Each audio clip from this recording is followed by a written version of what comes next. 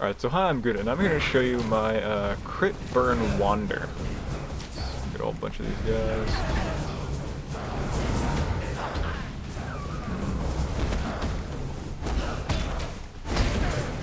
There we go.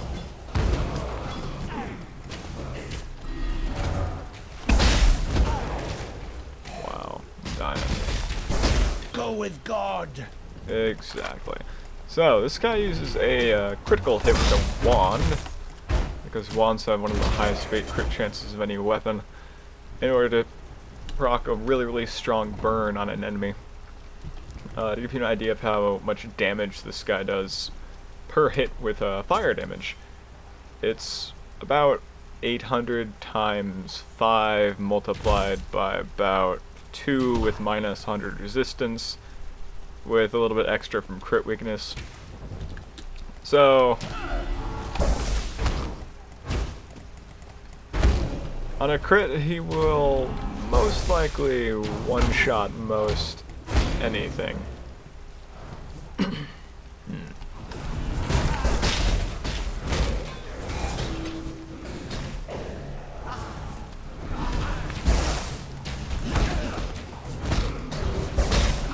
Yeah, so what's going on? This character stacks a lot of fire damage on the weapon and gear, so we get a whole lot of fire damage on our attack. So if every point of fire damage that the character has is...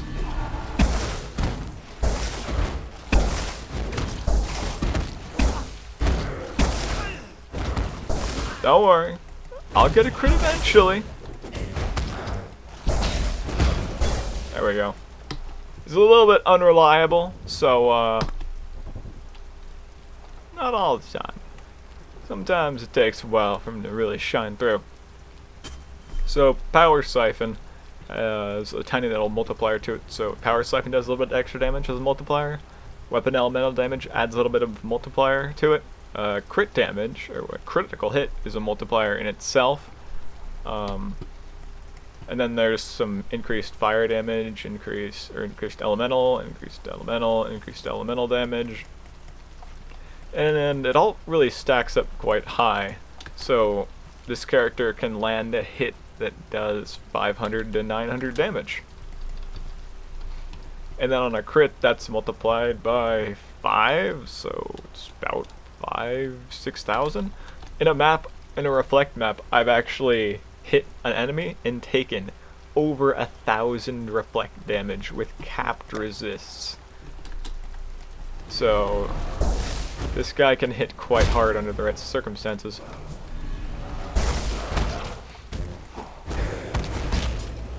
Yeah. So this character is CI. The reason I went CI is I don't actually do that much damage. I barely do any damage. So I don't really want to bother with something like regenerating life or leeching life. So I went CI because Energy Shield recharges for free as long as you gently become a coward and run away. And remember, only cowards die to puncture. So yeah.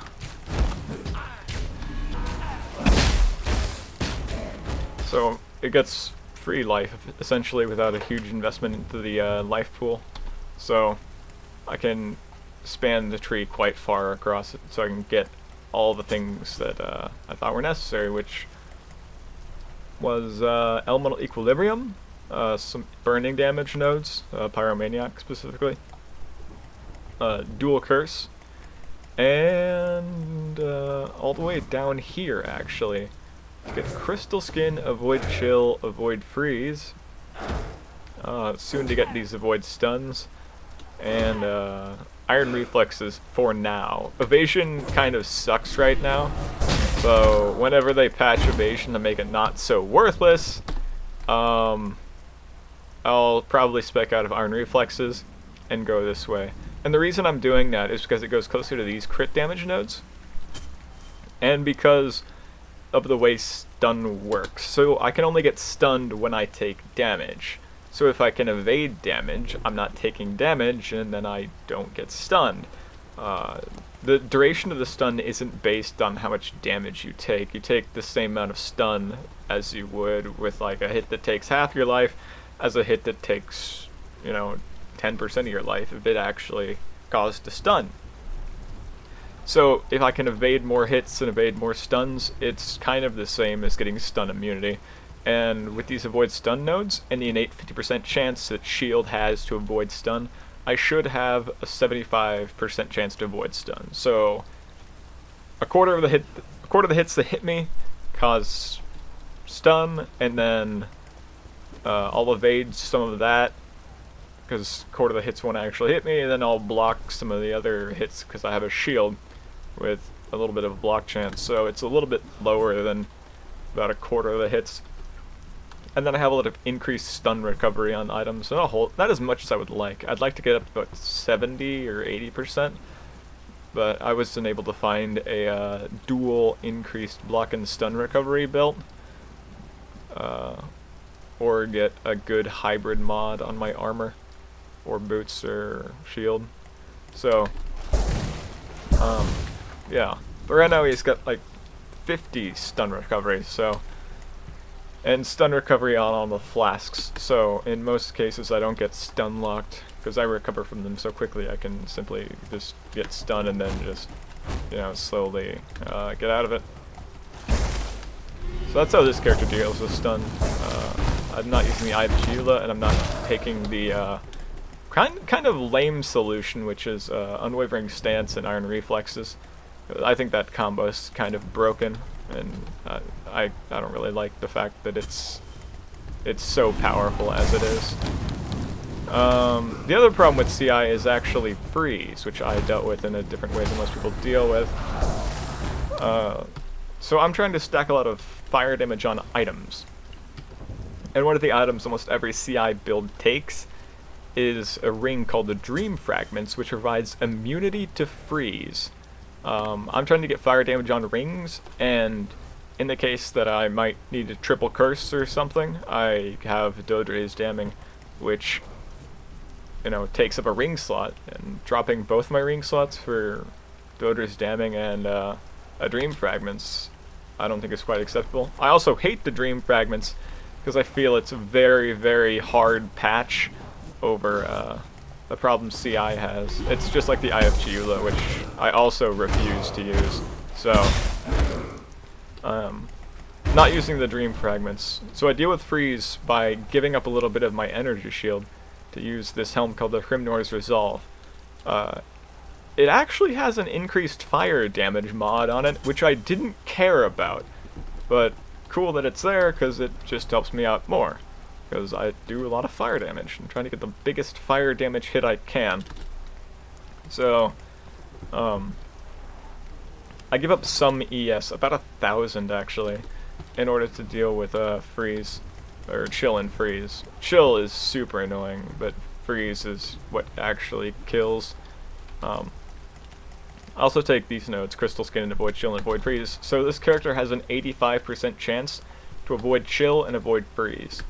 If I do get frozen or chilled, it lasts the max duration, about 3 seconds.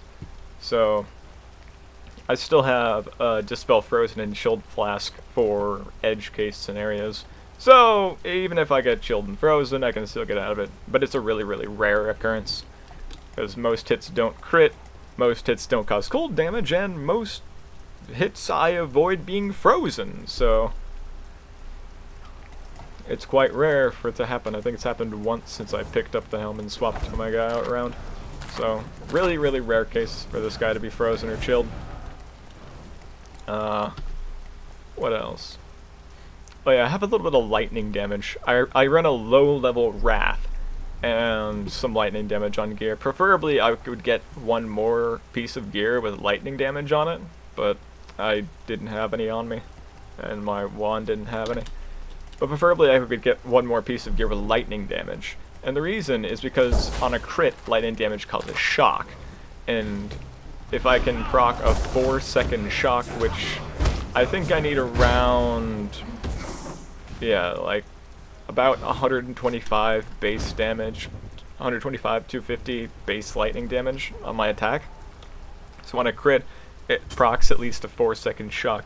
So whenever enemies are in the body that's on fire, they're also being shocked, as well as being lit on fire from elemental proliferation. So the burn damage is actually doing 40% more damage from the shock effect. So it does a lot more damage than you might think. So even though it's proccing a burn that does some amount of damage, it does 40% more, which really, really helps out. It also helps out the team because this one body proliferating shock applies to every other enemy in the area. So, and multiple shocks stacked. So, if I can crit twice in a row, like with this diamond flask, it can really enhance how much damage is being done. I don't really like diamond flasks currently. I think they have a much too long cooldown to be useful for most anyone. Like that was an entire pack of blues. A whole pack of magic monsters. And it might refill actually.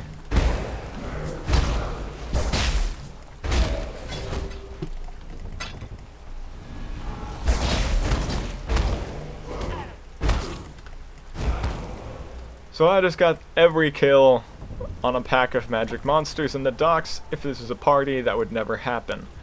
And it's just enough to refill a perpetual diamond flask with an almost max roll perpetual mod, so it's just about 40% increased charge recovery. And with the alchemist node, it's about 70% increased charge recovery. So diamond flasks, I think, I don't know. I don't know if they're if the charge amount they have is quite worth using. They're kind of nice. I just wish they didn't consume 80 charges with no way to recharge them except just perpetual. Yeah, preferably if I was going to use a lot more diamond flasks, I would actually get a belt with a what most people would consider absolutely trash mods, which is the reduced flask charges used and increased flask charges gained. That would be a very, very useful mod. If I get another one with a increased flask duration, that would be like the perfect belt for diamond flasks. Because maybe I could use them more than once a map with a party. Who knows? So I have elemental equilibrium, so I'm, you know, casting freeze pulse, like blah blah blah blah. This is just like a level 1 freeze pulse. It doesn't really need to do anything. It just does a little bit of damage, and you know the one hit I do does the rest of it. So everything burns, and I can kind of draw them into the body with Enduring Cry and a decoy totem. So if you didn't know, enemies don't like being on fire. It's something they don't like doing. Most enemies will run away when they're on fire. It causes a chance to flee effect. So in order to kind of keep enemies on the body, I can lay a decoy totem on it, which sometimes helps and works.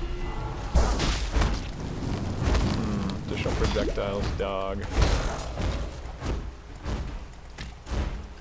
But this guy's pretty unreliable, and the reason he's unreliable is because he's working off a lot of chance. So I have a not great chance to hit, about 60-70% depending on the mobs I'm fighting. And then I have a chance to crit, and I usually never have power charges because I usually never get kills. I don't really care about power charges. So I have a 36% chance to crit. With crit weakness, it's 45%. If I'm running solo, I put in the crit strikes gem instead of crit damage because I don't need to do as much damage as this guy does when I'm solo. But the increase in reliability is really nice. The other problem is actually fire very fire resistant, curse immune enemies. So these dogs are really fire resistant. You know, even with elemental equilibrium on them, they still resist fire. And when I can't curse enemies, I don't get the bonus crit chance, and I don't have the extra minus to resistances against them. And since ignite damage is affected twice by resists, once on the hit and once on the burn, so something is reduced by 75% hit damage, and then reduced, that ignite damage is then reduced by 75%. It can make this character do basically no damage against a curse immune, fire resistant mob. Elemental equilibrium can still apply. I'll see if I can find some enemies, because some enemies have so much fire resistance, its elemental equilibrium isn't actually enough to penetrate through them. And fire penetration doesn't let the burn penetrate through, but it makes the initial hit do more effective damage. I think these dogs are pretty fire resistant, aren't they? Not as fire resistant as the skeletons.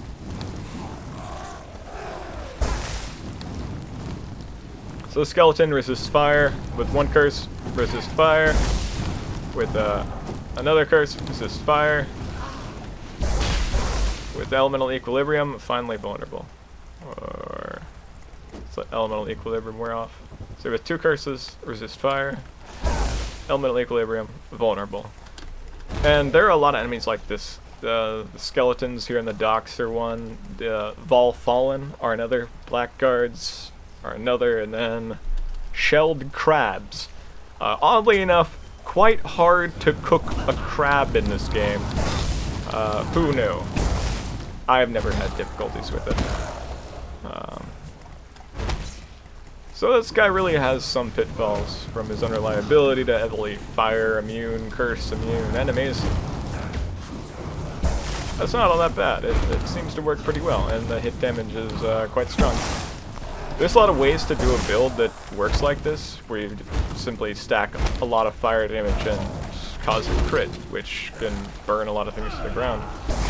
I chose to use a wand because wands have a very high base crit chance. My wand I actually found in some guy's garbage pile, and I'm about to die. Wow. So, my wand I found in a guy's garbage pile. It was just his 77 or whatever crafting whites. Well, I'm level this anyways. 77, yeah, it was a 77 crafting white. And the guy was probably just going to throw it away, but it was an imbued wand, so apparently he kept it around. This would actually be better as a prophecy wand. Same stats, but as a prophecy wand would be like my ideal weapon, because even though it has a lower base attack speed, I don't care about attack speed, I just need one good hit, and then everything burns to the ground. The errant puff of air is enough to kill everything. So, I just need a tiny, increased crit chance. And a prophecy wand has an extra % base crit chance, and I think they cap out at about 12 point something. Anyways, they're like at least a % higher, like 1.3% higher with the same mod. So if I had that, my crit chance would actually raised by 5%. So this character would be a bit more reliable. Yeah. My wand doesn't have quality, and there's a really funny reason behind this. If I happen to be in a group and a person uses hatred, so hatred is a skill that gives bonus, it adds cold damage based on physical damage on the attacker spell. The tiny increase in physical damage that I get, which is about 6 damage maybe, for the physical damage on the wand, is then multiplied by all my other multipliers, so it gives me about 30 damage on Power Siphon, and then that's multiplied by the crit damage, so it's multiplied by like 5 or 5 to 7, depending on how they're cursed, which is then multiplied by minus to resistances. Hopefully I'm using Freezing Pulse, so not as much minus to resist, but it's still multiplied by like 7. So that 30 damage is now like 200, 300 cold damage, and on a crit it causes freeze. And that amount of cold damage is enough to cause a freeze that lasts a very short duration. and if you kill an enemy with a freeze, the body shatters, and shattered bodies don't proliferate status ailments with elemental proliferation. So, if I'm running in a group with hatred, and I still one-shot things on a crit, I actually become useless. So, if you do plan to do a build like this, the thing to avoid would be any cold damage. I actually have a better pair of gloves than these, but they have cold damage on them, and it's enough to shatter all the things I'm attacking. It's like 1 to 5 cold damage. It's pretty ridiculous. So avoid getting any cold damage. A lot of people say that elemental equilibrium is kind of hard and difficult to use, but when it's used in this scenario, I'm just like attacking and then blasting with freeze pulse, which casts really fast. Like, I have no cast speed, but it's still half a second to cast. Can't hit that guy. But it's really not that big of an issue. And also, I can't spam my attack skill constantly, it costs too much. But if I'm casting Freeze Pulse along with it, it's, the mana cost, it actually goes down. So, I think Elemental Equilibrium is quite a really overpowered skill, but no one uses it because it's kind of annoying. And it makes sense, because it is kind of annoying to use. Also, since I'm single target, I'm not proccing Elemental Equilibrium on, with lightning and fire against the whole pack, even if I'm, like, shotgunning into it. So I can actually get a small group. Lag a bit, obviously. That'll screw up the recording. Oh, get a small group.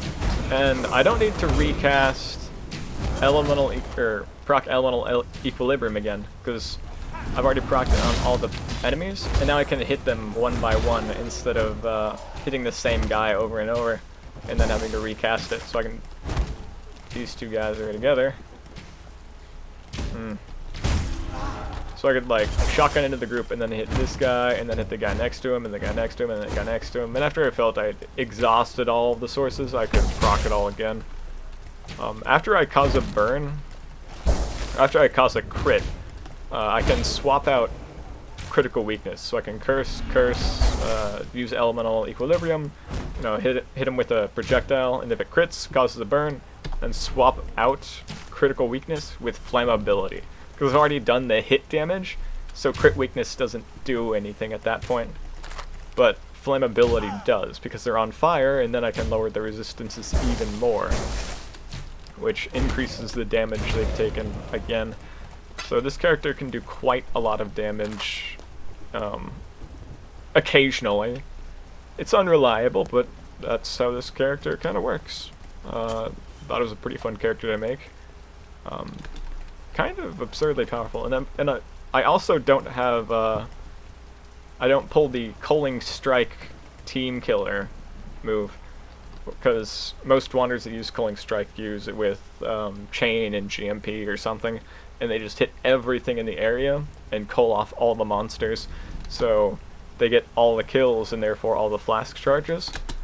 But this character doesn't do that, so this character's pretty friendly in groups, along with minus 150 resist I can do, because I don't need to use flammability. I could use elemental weakness and conductivity if I was dealing with some sporkers or something.